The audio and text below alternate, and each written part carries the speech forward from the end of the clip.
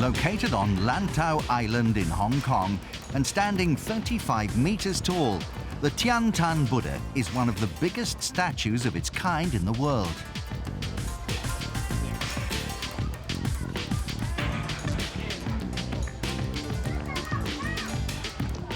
Along with the Po Ling Monastery, which is situated nearby, it's a major center for Buddhism and one of the region's most popular tourist attractions.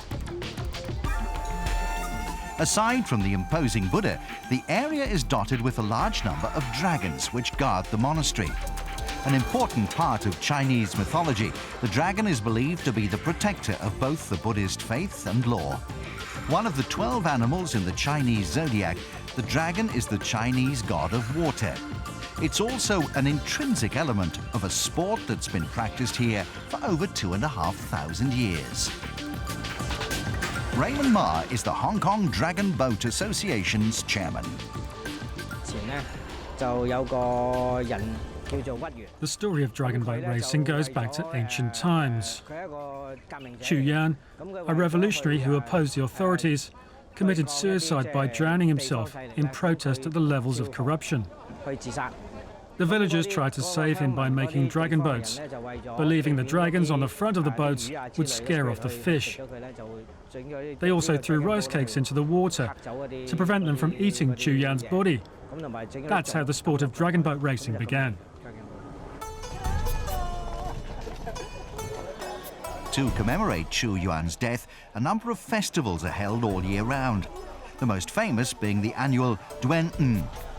At all these events, dragon boat racing plays an important role. A special administrative region of China, Hong Kong is widely considered to be the birthplace of the modern-day version of the sport. In 1976, the local tourist board decided to stage an international dragon boat festival to help promote the region.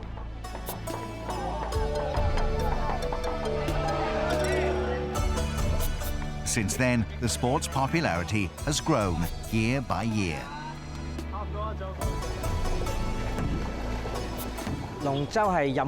Dragon boating is suitable for everyone, even those who don't know how to swim.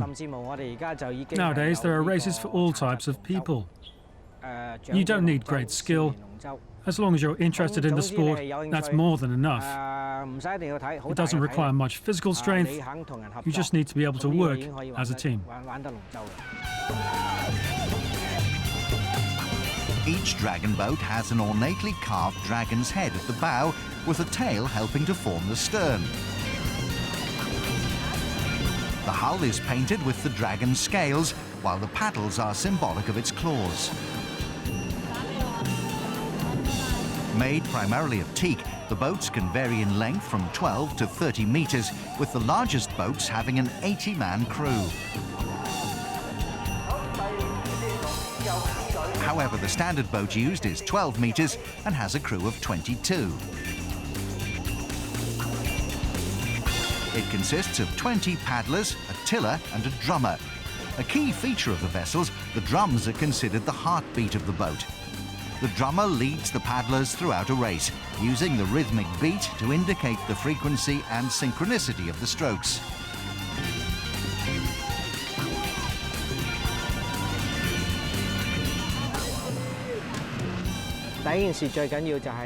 In dragon boat racing, it's important for everyone to be cooperative. It's a team sport and they must paddle together.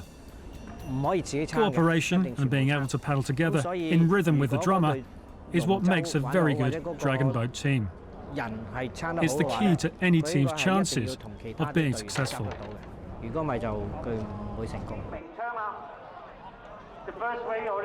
Race distances are set between 200 and 2,000 meters, with 500 being the most common.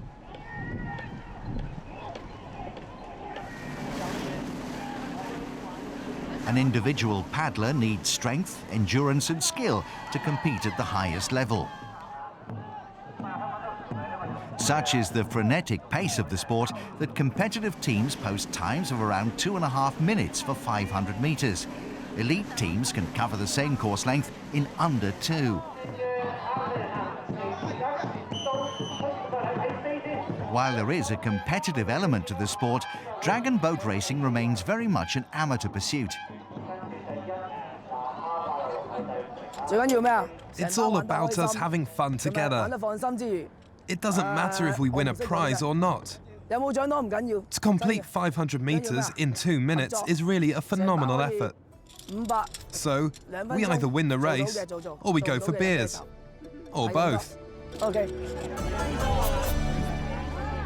In recognition of its importance to Chinese culture, a dragon boat was used for the first time ever in the Olympic torch relay for the 2008 Beijing Games.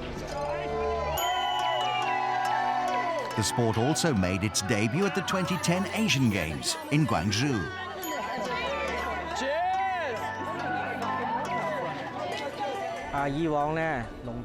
In the past, people have had the impression that dragon boating is just a festive sport. But since we started to have more formal races, and with the sport being introduced to the Asian Games, it's becoming institutionalized and more accepted as a sport in its own right. This recognition is raising both the sport's prestige and its spirit.